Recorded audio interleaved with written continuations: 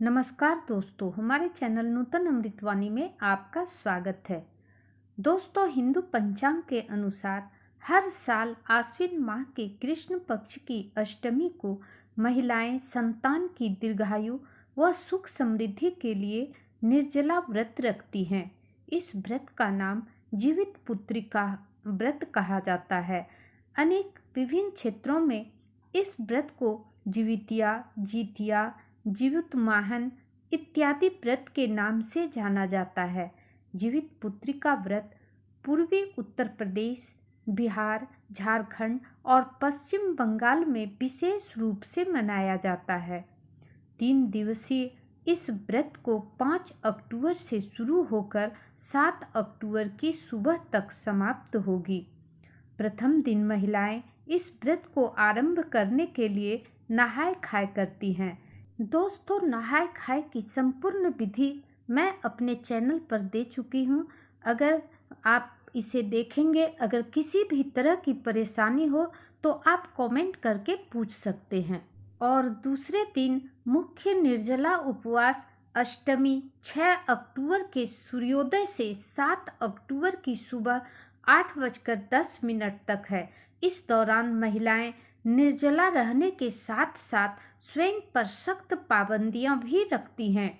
शरीर से लेकर सोच तक सभी में स्वयं को द्वेष से परे रखती हैं, सभी का हित सोचती हैं एवं भगवान की भक्ति में रखती हैं।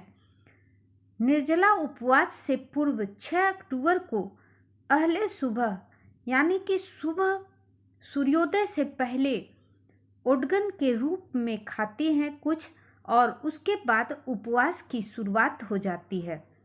अगले दिन 7 अक्टूबर को 8:10 के बाद ही पारण करेंगी और अन्न जल ग्रहण करेंगी। दोस्तों, पिछले वीडियो में मैंने डाला भरने की विधि बताई थी। इस बार मैं आपको बताती हूँ डाला खोलने की विधि एवं पारण का समय। डाला खोलने के लिए 7 अक्टूबर को अष्टमी तिथि के बाद महिलाएं नहा धोकर स्वच्छ वस्त्र धारण करेंगी। उसके बाद जहां पर डाला भरे हैं उस जगह बैठकर पूजा अर्चना करेंगी। पूजा अर्चना के बाद अपने पुत्र या पुत्री जो भी हो उसे नहा करके स्नान के बाद उनसे डाला खुलवाएंगी। स्नान कराने के बाद वो जो पुत्र या पुत्री होंगी वह डाला का गांठ खोल देंगी। डाला का गांठ खोलने के बाद डाला का प्रसाद को भगवान को अर्पित करना है। इसके लिए एक केला का पत्ता लेना है, जितवाहन भगवान के लिए उसको बिछाना है, और 2 छिंगली का पत्ता लेना है। एक दाहिने हाथ से बिछाना है और एक बाएं हाथ से बिछाना है। जितवाहन बाबा के पत्ते पर अपने डाले से निकालकर सभी प्रसाद को भोग के रूप में रखना है और उसी से थोड़ा थोड़ा डलिया से तोड़कर दाहिने हाथ से चील को और बाएं हाथ से सियारन को चढ़ाना है। उसके बाद सारी पूजा कर लेनी है, अगरबत्ती दिखाना है, आरती उतारना है। उसके बाद जल से उसे पहले जितवाहन बाबा का प्रसाद को नीच देना है और दाहिने हाथ से चील के प्रसाद को नीचना है और बाएं हाथ से सियारन के प्रसाद को नीचना है।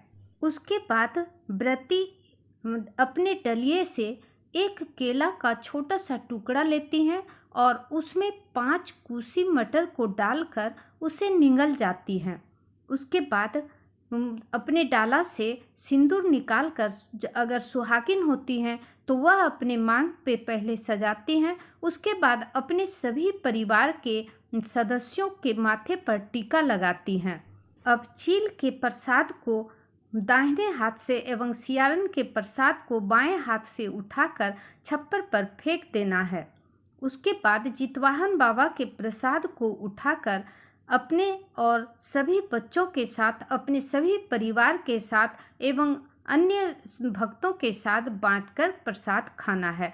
उसके बाद अन्न जल ग्रहण करना है। दोस्तों, यह थी हमारे यहाँ का डाला खोलने की संपूर्ण विधि। दोस्तों, पारण का शुभ मुहूर्त ठाकुर पंचांग के अनुसार 8:10 बताया गया है। वहीं मिथिला पंचांग के अनुसार 7 अक्टूबर को 10:32 बताया गया है। तो प्रेम से बोलिए जितवाहन भगवान की जय।